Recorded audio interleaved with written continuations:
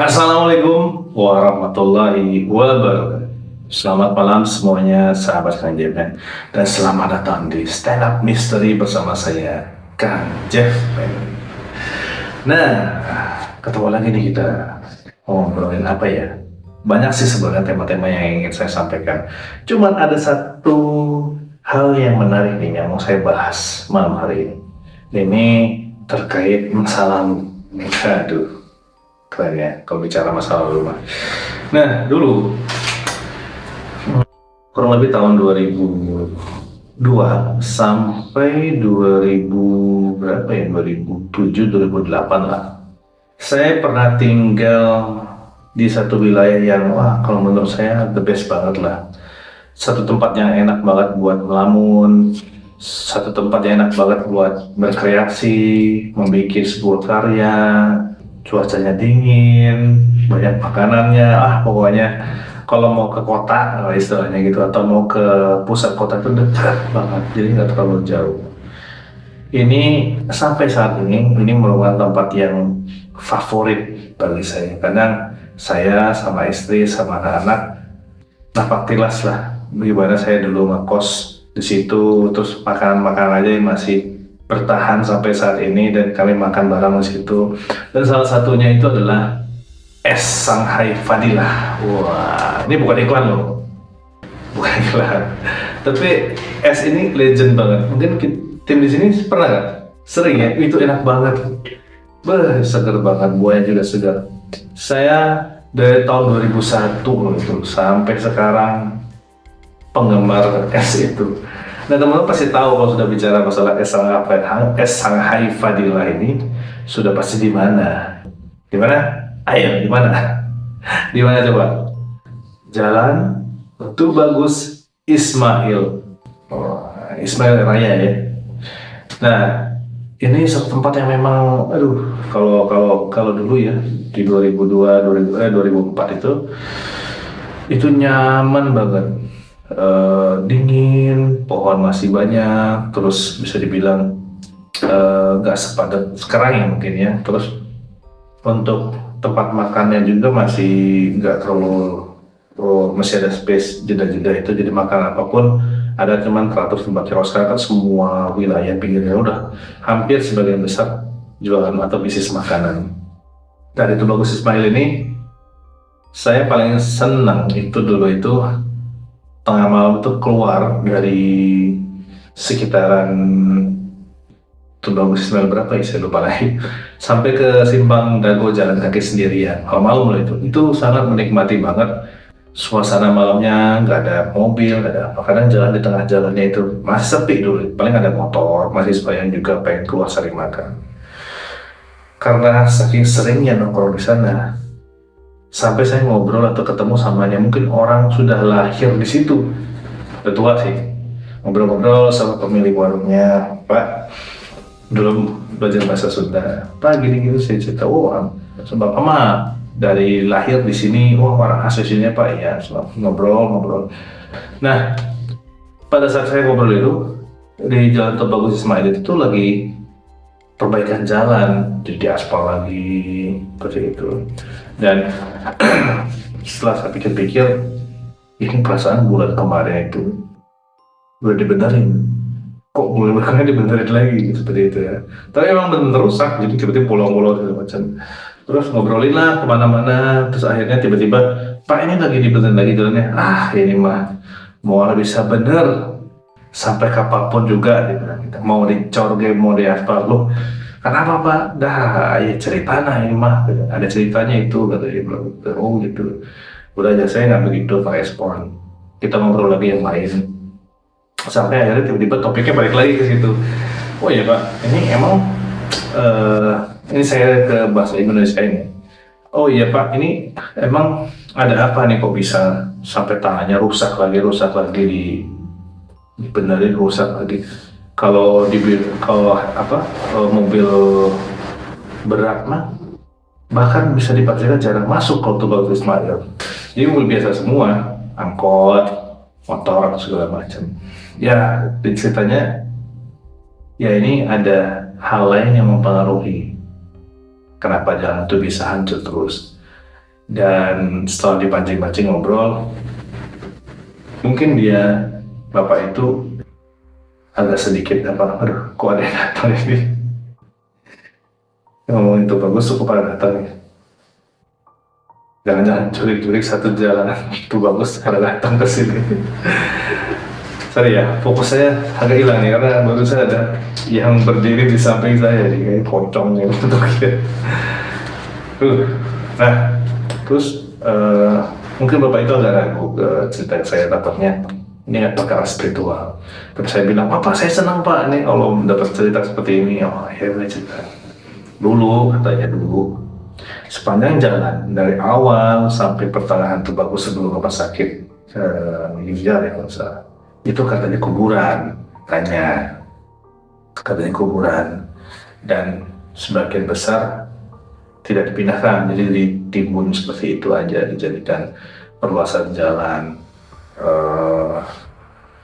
dan sampai mana ya, sampai rumah sakit Ginjal agak turunan itu juga kuburan katanya jalannya itu ya. Walau alam ini benar atau ini cerita saya ya. Ya mungkin ada versi lainnya seperti apa.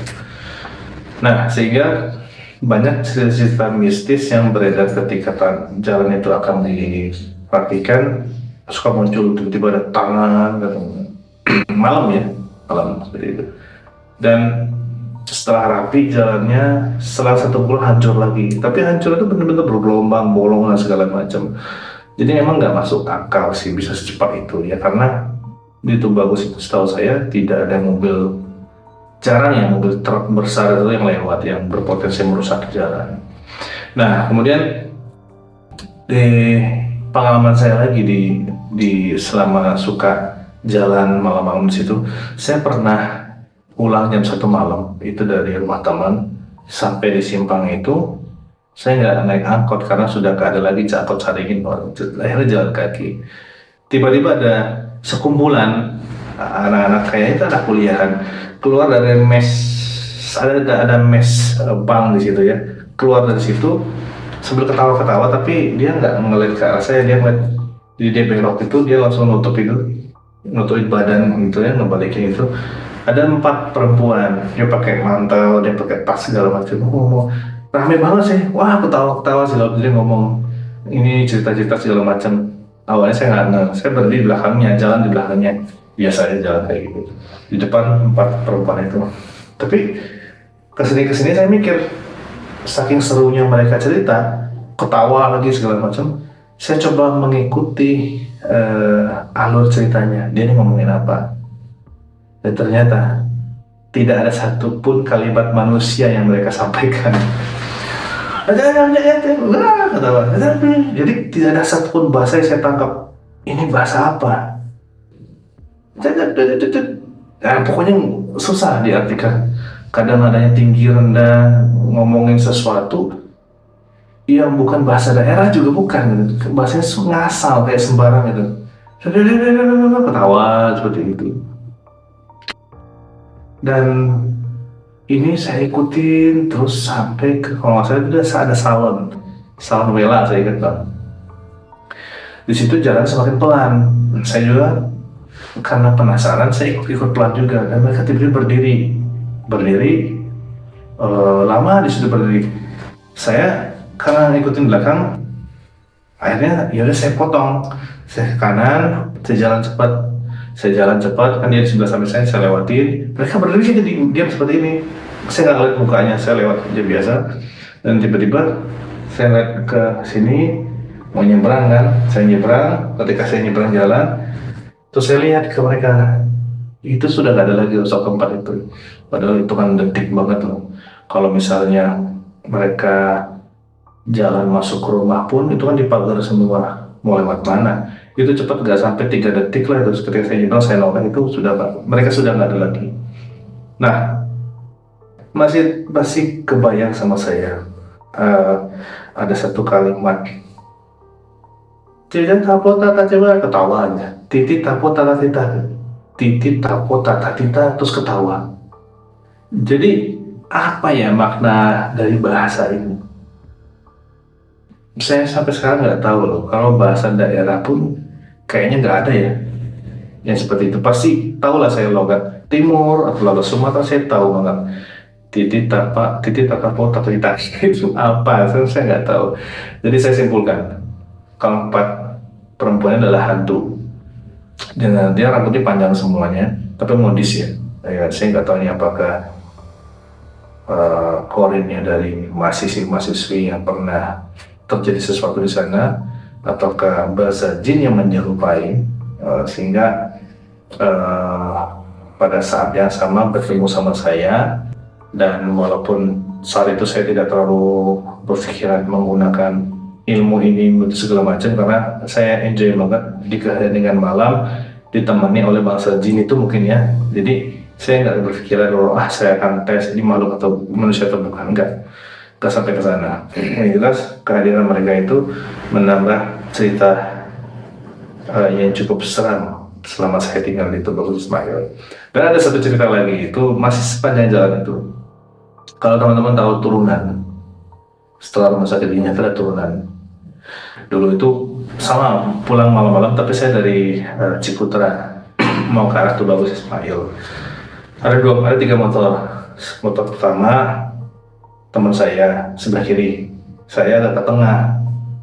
Ya di belakang motor teman bertiga. Kita jalan dengan kecepatan yang sama dan sambil ngobrol. Jadi kalau saya di sini naik motor, saya noleh ke kiri ngobrol sama dia. Teman saya itu karena di posisi kiri, dia noleh ke saya ke sebelah kanan ngobrol pelan.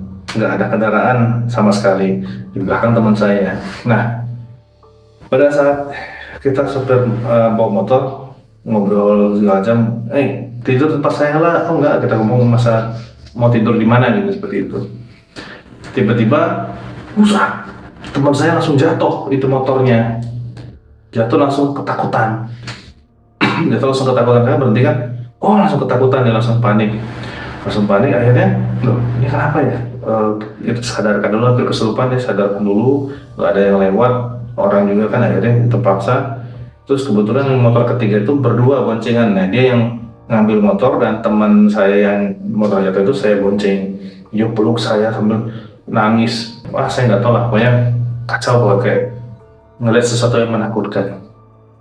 Nah, sampai di kosan saya, setelah dia tenang, didoakan, akhirnya dia tenang, dia langsung, gua lihat hantu, gitu. Merinding semua kan kita. Asli gue lihat hantu, jelas banget. Di mana lo lihat gitu? Tepat di samping, di tengah-tengah kita gitu. Dia ada cerita kronologinya. Jadi ketika dia naik motor, dia ngobrol ke saya seperti ini. Saya kan pandangan lurus, terus ngerespons sedikit gitu kan. Nah, pas dia nanya, Jeff, gue nginep tempat lu ya. Ini ada kepala terbang, kepala perempuan terbang yang, saya mau ceritain langsung ini. Kepala terbang ini yang kecepatannya sama dengan kecepatan kita. Terus dia ngeliat ke arah dia, sampai senyum, disertain ini lehernya doang terbang, tapi ngangguk dia. Pas Jeff, gue nginep ke tempat lo ya, sebenarnya si sosok itu ngeliat ke dia, terus ngangguk, gitu. Dia langsung lempar motor ke kiri. Nah, pas itu ketika dia habis cerita itu, langsung suara ayam berkokok mana-mana. Wah, terus saya nggak tahu ini yang dengar tuh yang orang yang naik motor 3 itu, ada suara ketawa cekikikan panjang banget, dan itu saya yakin suara kuntilanak.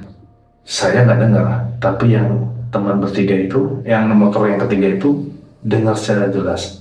Akhirnya semuanya nginep di kosan saya, kita tutup, bacaan doa segala macam, yaudah langsung tidur. Teman saya yang ngelihat hantu itu gelisah, gak bisa tidur sampai subuh. Akhirnya setelah azan baru bisa tidur. Sosok penampakan sosok hantu kepala yang melayang itu sampai sekarang teman saya itu masih terus kebayang-bayang wajahnya. Padahal udah hampir 20 tahun lebih ya. Pas 20 tahun lah kayaknya. Itu kejadian yang luar biasa, tidak terlupakan. Selama saya tinggal di Tubagus Ismail. Tapi secara keseluruhan itu, bagi saya pribadi, tempat yang sangat nyaman untuk saya tinggali saat itu adalah Tubagus Ismail.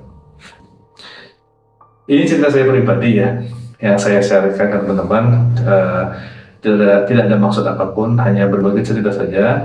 Terima kasih sudah menyaksikan tayangan malam hari ini. Nantikan stand up misteri berikutnya di minggu depan. Pokoknya seru-seru lah kita membahas satu hal yang sedang viral dan segala macam. Itu saja mungkin tayangan malam hari ini. Terima kasih banyak. Assalamualaikum warahmatullahi wabarakatuh.